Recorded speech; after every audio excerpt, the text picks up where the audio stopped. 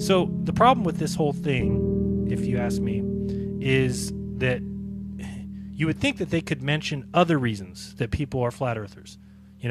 Like the fact that NASA has been lying about going to the moon for 50 years. The fact that they took more photos on the moon than is even possible.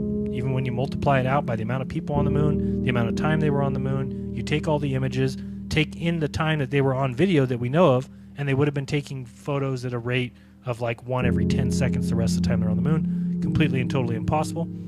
Or that water always finds its level. Or the fact that surveyors don't take perspective into account, even though we know 100% that things appear to get smaller with distance.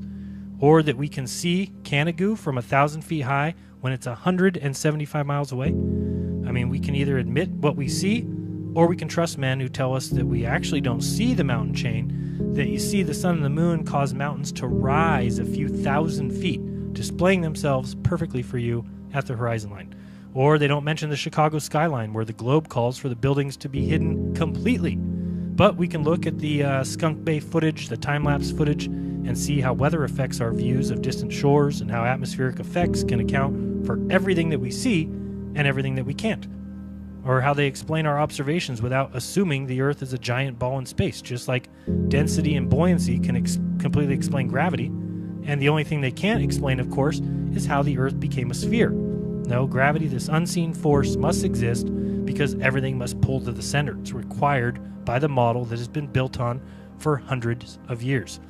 How about ignore asteroids and meteors, or who chooses which gravity? Einsteinian, where it's isn't a pull force but a push force because mass bends the fabric of space-time?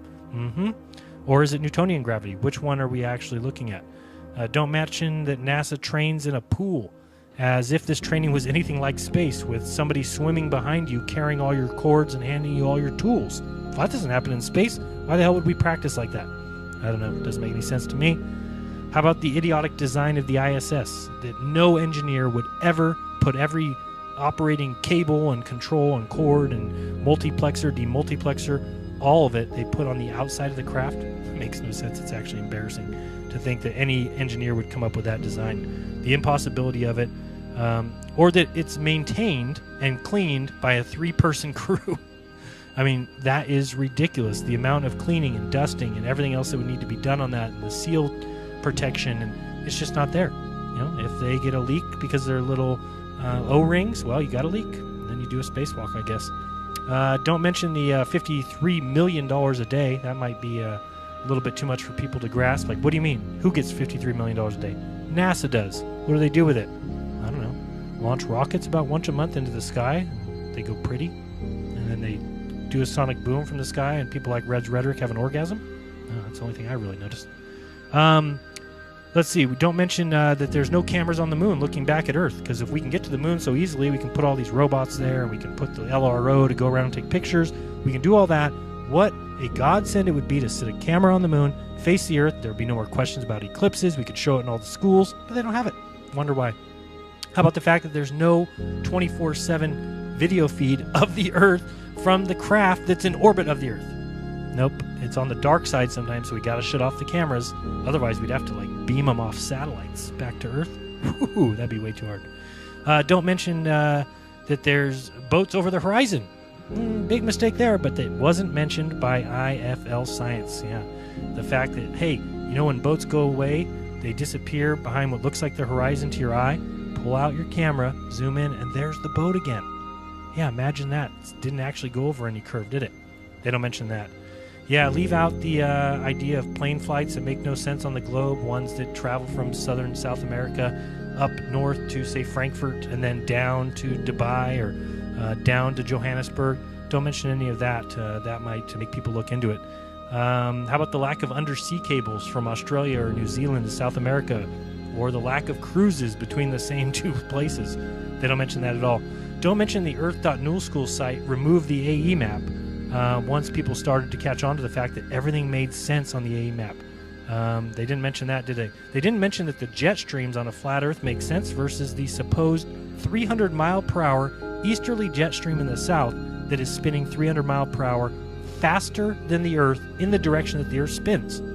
That's still a big one, and people can't grasp it.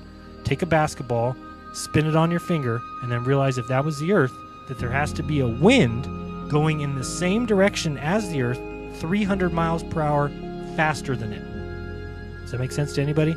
Sure, shouldn't. How about the problem with the east-west on a globe, as I showed last week? Or trying to think of these off the top of my head. I don't know. Coriolis. We have a problem with Coriolis. It does not exist on a spinning planet with an attached spinning atmosphere. Wouldn't make any sense. Or that we have no evidence of a gas atmosphere without a container.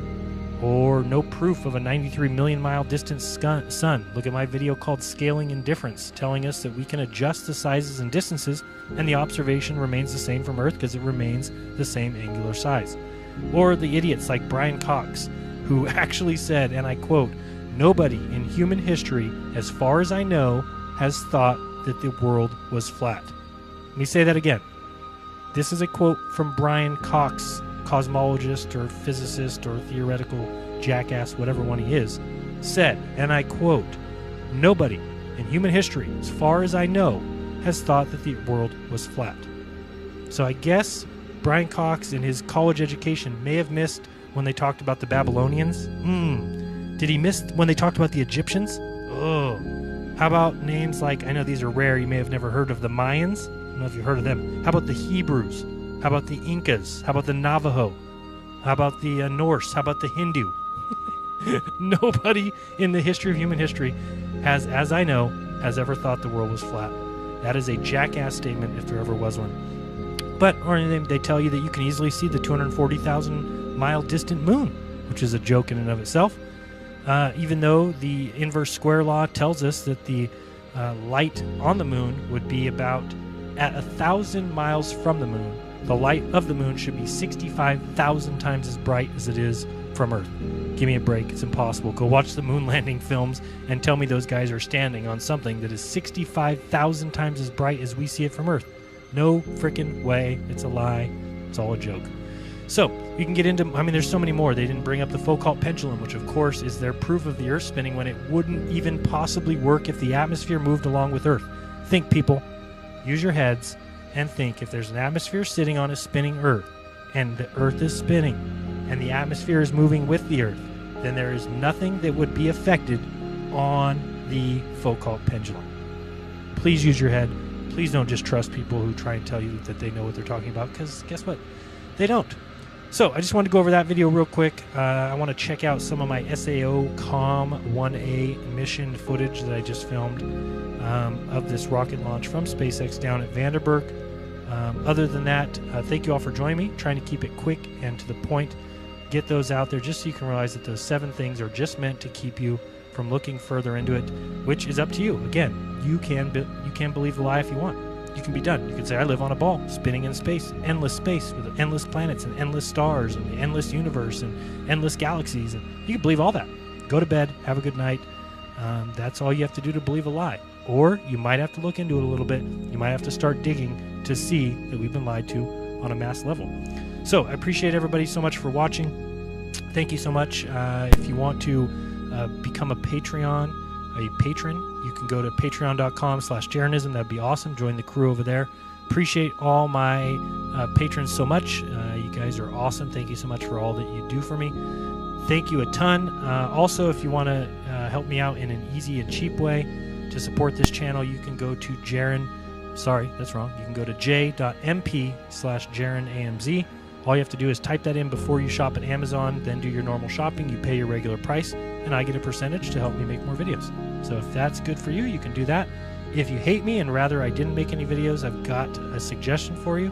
Go to my channel name, click on it, go to About, click on it, and then block my channel. You'll never have to watch another one of my videos again.